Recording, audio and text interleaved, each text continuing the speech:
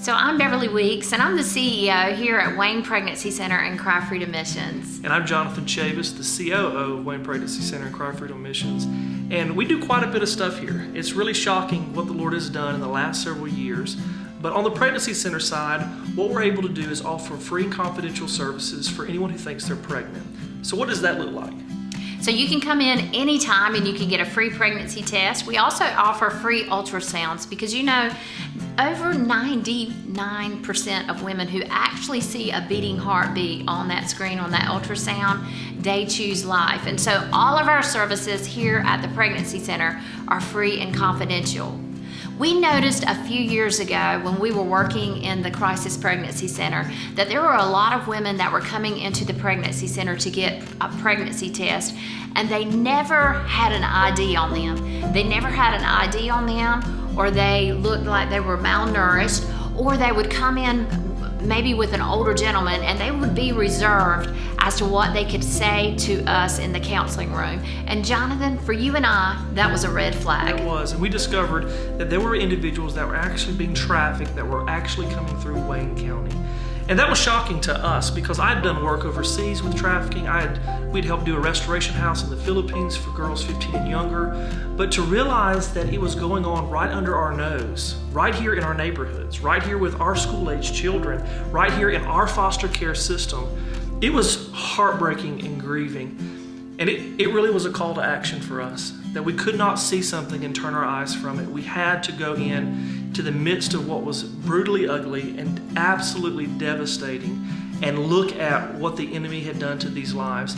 And we had to go in there with hope that things could change. So one of the biggest things that we see as another undercurrent of issue that's taking place of why we're seeing such a large number of teen pregnancies and why we're seeing sex trafficking increase is because people are vulnerable.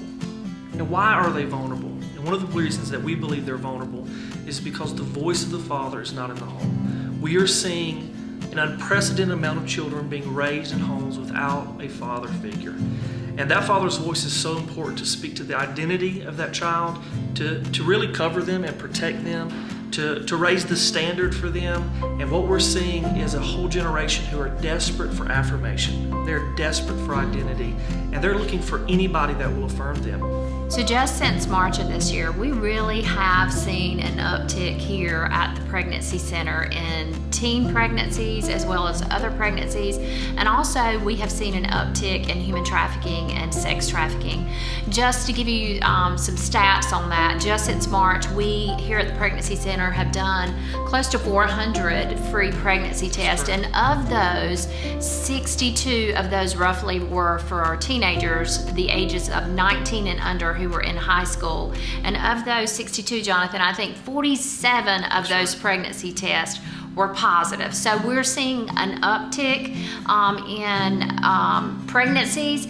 When we deal with these young ladies who are pregnant, or we're dealing with those that are trafficked, one of the most essential elements that is missing in their lives is trust. They've been violated, many of them have been abused, some of them come from broken homes, and they desperately need someone who authentically cares, who loves them, who will reach out to them that they can trust. And so we are trying to be that voice, those hands and feet of Jesus. And we thank you guys for your volunteers, for your support, for your church, being that hands and feet as well, because every time they encounter us as believers, what should be taking place? They find another person that they can trust.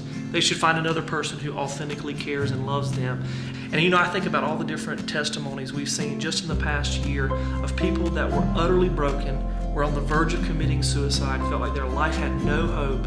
And people like you have stood in the gap, prayed for us, prayed for them, given, come alongside us and went into the hotels with us. You've come alongside of us and sat in the counseling room to love on these individuals. And you matter when it comes to reaching these people. So thank you guys for helping us reach the lost and to bridge that gap between what the enemy is trying to do and what Jesus has already paid for. Yes, we want to say thank you. Thank you to all of you at the bridge for giving life by giving Christ. Yes.